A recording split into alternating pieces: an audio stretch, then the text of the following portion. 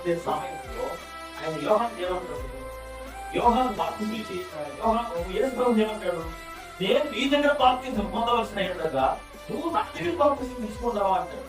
ప్రభు ఏమంటాడు తెలుసా? నీతి యావత్తు జరిగించుట మాకు తెలియదు ఇప్పుడు కానీ అంటాడు.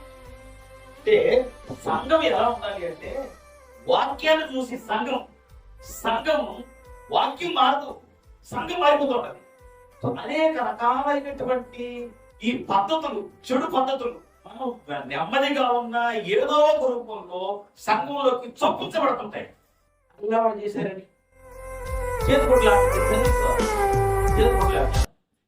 సభలు సువార్త సభలు జరుగుతున్నప్పుడు మా దగ్గర తెల్ల కట్చీలు కొనండి, నూనె డబ్బాలు కొనండి, ఎన్నో మామూలు ప్రాక్టీసెస్ అండి. ఎంతో నువ్వు చేతి కుట్టుకొని అలా ఇలా గాలి కూపి ఏదైనా గంట తీసిరేస్తే భక్తి కొనిపోద్ది, అచీవు కాకపోద్ది, కాకపోతే ఏమో.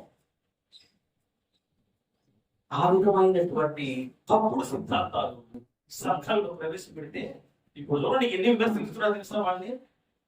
నడు ఏసు నామములో నడు, 4 అడిగేసి దప్పలు పెట్టుకుని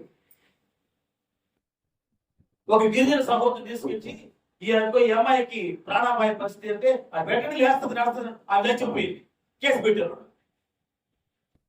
ఎంత అవమానకరమైన విషయాలంటే దేవుడు నీకు ఏదిస్తే అది చెయ్యి, బాగుపడ్డ ఉన్నారు. కానీ ప్రజల్ని మోసం చేసి నువ్వు డబ్బు